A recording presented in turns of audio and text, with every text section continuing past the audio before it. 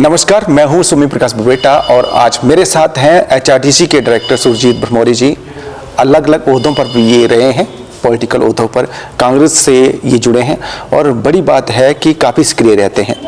चूँकि प्रदेश सरकार का बजट आया है तो मुझे लगता है कि इस संदर्भ में विभाग की राय होनी भी जरूरी है, क्योंकि चंबा को लेकर काफ़ी चर्चा है कि चंबा के लिए कुछ नहीं मिला है। अब ये क्या कहते हैं, इनकी राय महत्वपूर्ण है। पहले तो स्वागत है जी आपका। नमस्कार, बहुत बहुत धन्यवाद सोमी जी। अच्छा, ये जो बजट आया है, पहले तो मुझे ये बताओ कि पहले दो टूक यही पूछूंगा, अच्छा है कि क्या कुछ होना चाहिए था, ये बताओ। देखिए, माननीय मुख्यमंत्री सुखविंदर सिंह सुक्खू जी के नेतृत्व में ये उनकी सरकार का तीसरा बजट था और पूरे हिमाचल प्रदेश में 58,514 करोड़ का ये बजट जो है वो पारित किया गया। बेसिकली इस बजट में एक चीज़ बड़ी स्पष्ट है कि ग्रामीण अर्थव्यवस्था को मजबूत करने के लिए एक आत्मनिर्भरता की तरफ इस बजट को एक ऐतिहासिक रूप से लेना चाहिए, क्योंकि जिस तरह से किसानों के लिए, बागवानों के लिए और साथ में जो ग्रामीण क्षेत्र में हमारे पशुधन जिन्होंने घर में रखा हुआ है, चाहे गाय के दूध की बात करें, चाहे बात करें भैंस के दूध की, तो उसमें बहुत एक अच्छा निर्णय माननीय मुख्यमंत्री जी ने लिया है। और जहाँ तक बात करें युवा वर्ग की, तो सबसे बड़ी बात आती है कि आज हिमाचल प्रदेश में बहुत सारे जो केस हैं नशे को लेकर के, चाहे चिट्टे को लेकर के, पूरा जाल फैल चुका हुआ है। तो जहाँ तक इस बजट में सबसे बड़ी घोषणा की है कि एंटी ड्रग बिल जो है आने वाले समय में आएगा और जो गैर जमानती जो है नशे के खिलाफ जो होगा। अच्छा, विपक्ष के लोगों से भी हमने बात की है बजट को लेकर। वो कहते हैं कि जिस तरह की उम्मीद थी, जिस तरह का बजट होना चाहिए था, वैसा नहीं है, सिर्फ आंकड़ों का मायाजाल कहा जा रहा है। देखिए, जहाँ तक विपक्ष की बात की जाए, आप जानते हैं कि हिमाचल प्रदेश सदियों की सबसे बहुत बड़ी आपदा से गुजरा है। जब प्रदेश में आपदा आती है तो हिमाचल प्रदेश में दिल्ली के लिए एक एक नहीं 7 सांसद जो है भारतीय जनता पार्टी के दिए हैं, चाहे वो लोकसभा में चुन करके गए हो, चाहे वो राज्यसभा में गए हो। हिमाचल के हकों की बात करनी हो, हिमाचल को आपदा के समय केंद्र से कोई विशेष पैकेज देने की बात हो, अन्य राज्यों में जब आपदा आई, चाहे उत्तराखंड की बात थी, चाहे वो गुजरात की बात थी, जब भी आई आपदा तो वहाँ पर विशेष पैकेज दिए गए हैं। आज हिमाचल प्रदेश में जो पैसा SDRF और NDRF में मिलना चाहिए था, जो हिमाचल प्रदेश का अपना हक है, वो भी पूरा पैसा जो है प्रदेश के लिए नहीं मिला है। भारतीय जनता पार्टी के लोगों का तो काम एक ही रह गया है कि मात्र कि जो हिमाचल प्रदेश का संघर्ष भरी सरकार हमारी आगे बढ़ रही है, लाखों करोड़ में अगर घाटा है प्रदेश में और लोन पर खड़ी है सरकार, तो उसके लिए भी भारतीय जनता पार्टी की पिछली जो सरकार थी, चाहते तो उसको कम किया जा सकता था। डबल इंजन की सरकार की बात करते हैं, लेकिन हिमाचल प्रदेश के लिए विशेष कुछ दिया नहीं गया। अच्छा, जो वर्तमान वित्तीय स्थिति है उसको लेकर मुझे लगता है कि समझने की आवश्यकता ये भी है कि आपको क्या लगता है कि जो वित्तीय स्थिति जो है पहले ऐसे नहीं थी, जो अभी इस तरह की पोजीशन में है? देखिए, वित्तीय स्थिति की अगर बात करें तो प्रदेश सरकार के साथ साथ केंद्र सरकार की वित्तीय स्थिति जो है आज की डेट में बिल्कुल सही नहीं है। आज बात करें, बहुत बड़ा मुद्दा भारतीय जनता पार्टी ये कह रही है कि ट्रेजरी को बंद कर दिया गया, हर चीज़ों को बंद कर दिया गया। मैं खुद भरमौर से एक ट्राइबल क्षेत्र से रहने वाला हूँ, आपको एक प्रैक्टिकली बात बताता हूँ। केंद्र की योजना में जो हमें बजट मिलता था उसमें बहुत सारा कट लग चुका हुआ है। जहाँ रोड के लिए ट्राइबल सब प्लान से या किसी दूसरी स्कीम के लिए जहाँ पैसा आता था, जहाँ हमें 12-12, 13-13 करोड़ रुपया जो केंद्र सरकार से आता था, उसमें भी आज 5-5, 7-7 लाख मात्र उसमें पैसा है। तो जो वित्तीय स्थिति है वो प्रदेश में ठीक है कि वित्तीय दिक्कतें हैं, लेकिन केंद्र उसके लिए कितना सपोर्ट कर रहा है। और संघीय ढांचे में जहाँ तक बात करते हैं हम, तो प्रदेश जो है वो केंद्र के ऊपर ही निर्भर होता है। हमारा स्टेट तो वैसे भी स्पेशल कैटेगरी स्टेट है, जहाँ 90 और 10 रेशो की उससे यहाँ पर काम चलता है। लेकिन मात्र इसी चीज़ से कि हिमाचल प्रदेश में कांग्रेस पार्टी की सरकार है और केंद्र में भारतीय जनता पार्टी की सरकार है, बड़ी बात तो ये है कि जो लोग चुन करके गए हैं, भारतीय जनता पार्टी से गए हैं, वो हिमाचल प्रदेश का जो हक है और जो हिमाचल प्रदेश की बात है उसको रखने में नाकाम है। नहीं तो हिमाचल प्रदेश में जिस तरीके का पीछे दिक्कतें, परेशानियां आई, आपदा आई, उस समय किसी न किसी तरीके का विशेष पैकेज इंसानियत के तौर पर जरूर मिलता। जैसे आप पैकेज का जिक्र कर रहे हैं, तो पैकेज केंद्र सरकार के जो नुमाइंदे हैं, चाहे एमपी हो और नेता हो भाजपा के, वो कहते हैं कि बजट का प्रावधान हुआ है, पैकेज भी मिला है, लेकिन यहाँ की जो सरकार है उन्होंने भाई भतीजा किया है उसके आवंटन में।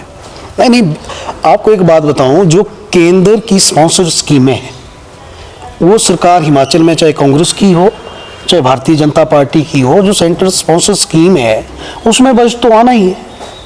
उसमें चाहे प्रधानमंत्री सड़क योजना की बात हो चाहे कोई और स्कीम्स हो, उसमें भी उसमें भी मैं ये बात कहूँ कि पहले के कंपैरिजन में जो हिस्सा हिमाचल प्रदेश को आता था बजट का, वो भी रुक करके, और अब अभी ये बात कहता हूँ कि हिमाचल प्रदेश में ये मुद्दा बनाया जा रहा है कि ट्रेजरी को बंद किया गया है। केंद्र सरकार ने भी जो स्पॉन्सर स्कीम है उसकी ट्रेजरी को भी बंद कर दिया गया है। तो जो सेंट्रल स्पॉन्सर स्कीमें हैं उसमें तो बजट जो है वो हिमाचल का अपना हक है, हम जिसका टैक्स देते हैं वो हमारा अपना ही पैसा है। ऐसा नहीं कि वो बहुत बड़ा एहसान जो है हमारे ऊपर हो रहा है, सरकार चाहे जो मर्जी हो वो पैसा आता ही है, लेकिन उस पर भी कट लगाया जा रहा है। अच्छा, जो बजट का आप जिक्र कर रहे हैं, तो आप 2-3 ऐसी योजनाएं बताओ जिससे आपको लगता है कि इससे जो है चंबा जिले की या हिमाचल के लोगों की तकदीर संवरने वाली है। देखिए, जहाँ तक बात है एक युवाओं को रोजगार को लेकर के, माननीय मुख्यमंत्री जी ने इस बजट में बहुत सारी जो है सरकारी नौकरियां जो है उसका पिटारा खोला है। अभी ठीक है, पहले थोड़ा सा जो हमारा हिमाचल प्रदेश में चयन नियोग था उसको भंग किया गया था, वो भी भारतीय जनता पार्टी सरकार की नाकामियां थी, वहाँ भ्रष्टाचार हुआ, उस वजह से उसको बंद किया गया। थोड़ा उस चीज़ में अब उसको नया कमीशन को बनाते हुए टाइम लगा। अब बहुत बड़ी रफ्तार के साथ युवाओं को रोज़गार के मौके मिलेंगे। तो रोज़गार के उसमें माननीय मुख्यमंत्री जी ने कहा है कि हमारा टारगेट है कि हम 25,000 से ज़्यादा आने वाले वर्ष में जो है वो रोज़गार देंगे। पहली बात तो ये। दूसरा, जहाँ तक हिमाचल प्रदेश में हज़ारों युवा आज आउटसोर्स में अपनी सेवाएं विभाग को दे रहे हैं। बीच में चाहे कोरोना काल आया हो, चाहे किसी कारणवश भर्तियां नहीं हुई, वो भी एक कारण रहा है कि हिमाचल प्रदेश में आउटसोर्स भर्तियां करनी पड़ी विभागों को चलाने के लिए।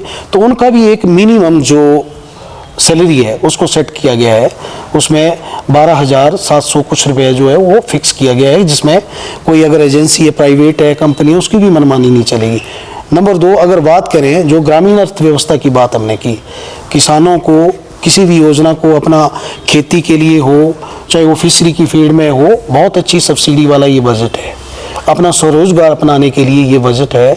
जहाँ पर पशुधन रखा हुआ है, जो किसान है पशुपालन है, उसमें दूध के लिए इतना माननीय मुख्यमंत्री जी ने वो किया हुआ है। उसमें साथ में मनरेगा की बात की जाए, मनरेगा की दिहाड़ी को बढ़ाया गया, या जो दूसरे दिहाड़ीदार हैं जो मेहनताना अपना करते हैं उनकी दिहाड़ी को बढ़ाया गया। तो कुल मिलाकर के ये बजट जो है ग्रामीण पृष्ठभूमि को और ग्रामीण अर्थव्यवस्था को देखते हुए, और जो समाज का और हमारे प्रदेश का अंतिम व्यक्ति जो है उसको लाभ पहुंचाने वाला बजट है। एक योजना का जिक्र है, इंदिरा गांधी प्यारी बहना योजना। आपको भी पता है कि उसको लेकर जो महिलाएं थी हर परिवार की, उनको बड़ा संतुष्टि थी कि ये जो योजना है हम परिवारों के लिए बहुत सही है, क्योंकि कुछ बच्चियां थी जो पढ़ाई नहीं कर पाती थी या कुछ महिलाएं थी बेरोजगार, उनके लिए एक अच्छा माध्यम थी। लेकिन अब बजट में ये प्रावधान किया गया है कि 21 साल तक की ही बच्चियों को इस योजना का लाभ मिल पाएगा। और बड़ी बात है कि पहले इस योजना के तहत कई महिलाओं को राशि भी मिल चुकी है। तो ये इस योजना का मजाक कहें या फिर लोगों को गुमराह करने वाली बात? देखिए, जो इंदिरा गांधी प्यारी बहना योजना है उसकी शुरुआत माननीय मुख्यमंत्री जी ने काजा से शुरू की थी, जो जनजातीय क्षेत्र है, और इस बजट में 200 करोड़ का प्रावधान किया गया है। जो हमारी कांग्रेस पार्टी के मैनिफेस्टो में एक गारंटी भी थी कि 1500 रुपये हम महिलाओं को देंगे। अब जो महिलाएं क्राइटेरिया में आएंगी, जिस घर में कोई ऑलरेडी एम्प्लॉयज़ ना हो, मतलब जो बिल्कुल ज़रूरतमंद महिलाएं, जो चाहे अपनी स्वरोजगार के लिए या पढ़ाई के लिए, अपने दैनिक जीवन का खर्चा निकालने के लिए, उसके लिए व्यवस्था की गई है। अब जो क्राइटेरिया है, जहाँ तक क्राइटेरिया की बात है, ये भारतीय जनता पार्टी के लोगों ने इसके लिए बहुत भ्रामक प्रचार किया। कभी कहते थे कि भाई हिमाचल प्रदेश की सभी महिलाओं को, कभी उसको, लेकिन कांग्रेस का स्टैंड पहले दिन से क्लियर है। जो पात्र महिलाएं, अब पात्रता उसमें जो निकाली गई है कि जिस घर में कोई एम्प्लॉयज़ ना हो या फिर जो BPL श्रेणी में आती हो, जो भी, मतलब इसमें एक क्राइटेरिया रखा गया है, पैसा तो उसी को मिलेगा। अच्छा, वित्तीय स्थिति को मैं ये समझना चाह रहा हूँ, क्योंकि आप भी वकील हैं और बड़ी चीज़ें देखते भी हैं।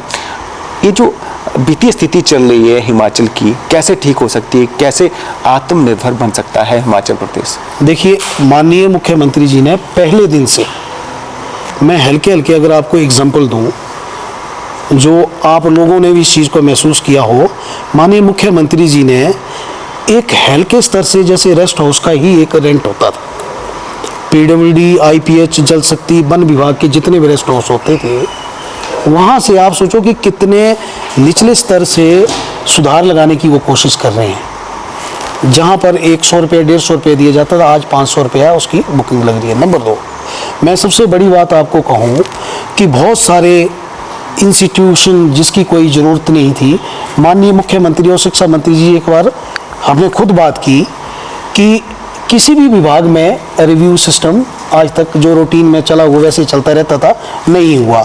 जब बहुत सारे इंस्टीट्यूशन को डिनोटिफाई किया गया, तो हिमाचल प्रदेश में ऐसे 50 से ज़्यादा शिक्षण संस्थान थे जहां एक बच्चा भी नहीं था, और 3-3 अध्यापक जो थे वहां पर लाखों की सैलरियां ले रहे थे।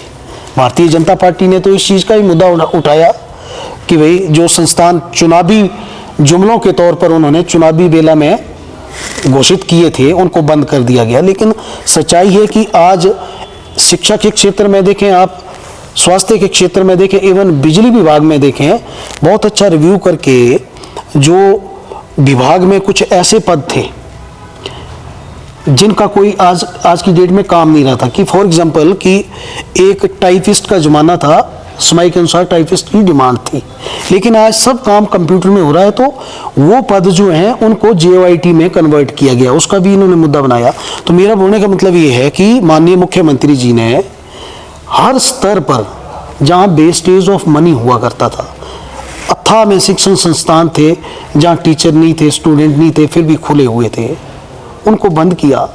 उनको बंद करने से ये हुआ कि उनको क्वालिटी ऑफ एजुकेशन की बात करें, जब एक बड़ा इंस्टीट्यूशन मर्ज हो जाएगा, वहाँ अध्यापक भी होंगे, सब चीज़ें होगी, और उसको अच्छी क्वालिटी का भी बनाया जाएगा। जहाँ ज़रूरत है वहाँ खोले भी जा रहे हैं, ऐसी बात नहीं है। तो बजट के स्तर पर और आर्थिक स्तर पर प्रदेश को अपने पैरों पर कैसे खड़ा करना, उसके लिए जो फिजूल खर्चे हैं, सबसे पहले तो उनके ऊपर रोक लगाई गई।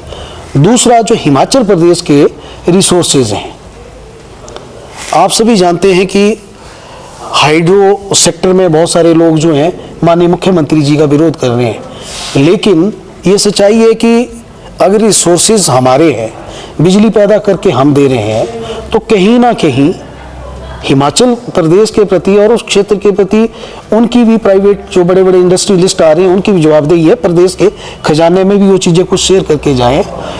फैसले कड़क हैं और आने वाले समय में निश्चित तौर पर इसके रिजल्ट भी दिखेंगे।